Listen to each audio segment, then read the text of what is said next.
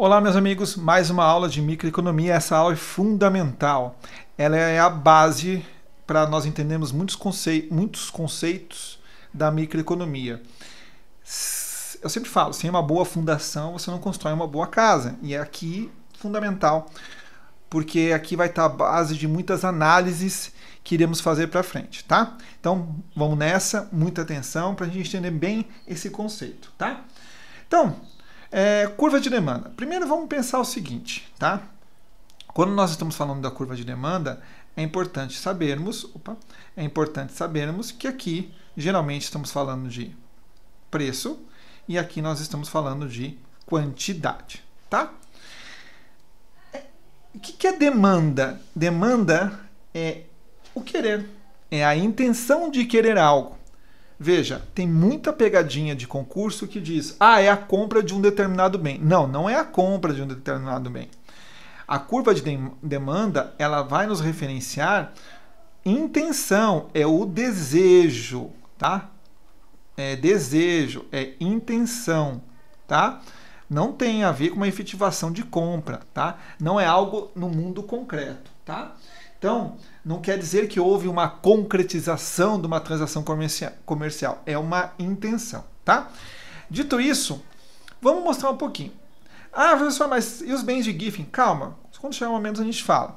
Mas, em tese, a curva de demanda tem este comportamento aqui, ó.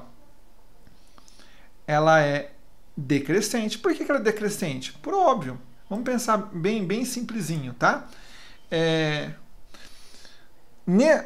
Pensa, se aqui é preço, para cima o preço é maior, para cá a quantidade maior, tá? Isso é um pouco óbvio. Quem está disposto a pagar preços maiores? Poucas pessoas. Então é por isso que vende pouco, ó, tá vendendo pouquinho. Ao passo que se eu baixar o preço, muitas pessoas vão comprar, tá? Essa é a ideia. Então, a pessoa está propensa a consumir conforme o preço, tá? Professor, mas por que a reta está aqui? Essas pessoas aqui, que estão aqui em cima, elas vão ter uma reserva de valor maior, tá? Como assim uma reserva de valor maior? A gente chama de preço de reserva. Então, aqui você tem um preço de reserva maior. Ou seja, as pessoas estão dispostas a pagar mais, tá? Bom, ou seja, é o mínimo que cada consumidor está disposto a pagar. Continuando a nossa análise aqui, é importante que nós entendamos o seguinte, tá? Aqui no nosso material, eu vou anotar aqui. Na curva de demanda, geralmente nós estamos analisando dois grandes grupos de variáveis. Nós temos as variáveis endógenas, tá? E nós temos as variáveis exógenas. Bom, muito simples de entender. As variáveis endógenas têm a ver com dentro. Dentro, tá? Dentro. As variáveis exógenas, né, têm a ver com externo, ou seja, tem a ver com fora, tá? E que são variáveis endógenas? São aquelas variáveis que afetam diretamente a minha curva de demanda. Nesses modelos mais simples, tá? Quem são as nossas variáveis endógenas? É óbvio, é a quantidade e o preço. Muita atenção que tem muita pegadinha por causa disso, tá? Então, as variáveis endógenas geralmente são preço, deixa eu puxar um pouquinho aqui para cima, preço e quantidade, tá? Enquanto as variáveis exógenas são as outras. Ou seja, elas estão fora do nosso modelo, elas não estão analisadas no nosso modelo, tá? Elas interferem, só que elas interferem de outra forma. Eu vou explicar aqui no gráfico, fica mais fácil de a gente entender, tá? Vamos lá. Quando nós estamos falando de variáveis endógenas, elas vão afetar o preço aqui na nossa curva. Ou seja, ela vai afetar aqui, ó. Tá? Então, ou seja, dependendo do preço, vai ter uma quantidade maior ou menor sendo consumida. Então, as variáveis endógenas, elas estão contempladas no nosso sistema, tá? Elas fazem parte dessa linha aí que determina a quantidade ou preço que a gente está buscando, tá? As variáveis exógenas, elas estão fora do nosso sistema e elas afetam a nossa curva de demanda de outra forma. As variáveis exógenas, elas são responsáveis pelo deslocamento da nossa curva. Tá? Como assim? Imagine que em nossa economia, de repente, nós tivemos uma inflação e aí temos menos dinheiro na praça, o governo está complicado, enfim, nós tivemos o poder aquisitivo da população diminuiu. A nossa curva de demanda vai se deslocar para cá. E por que ela vai se deslocar para cá? Porque agora as pessoas têm menos renda. Tá? Agora as pessoas têm menos renda para consumir.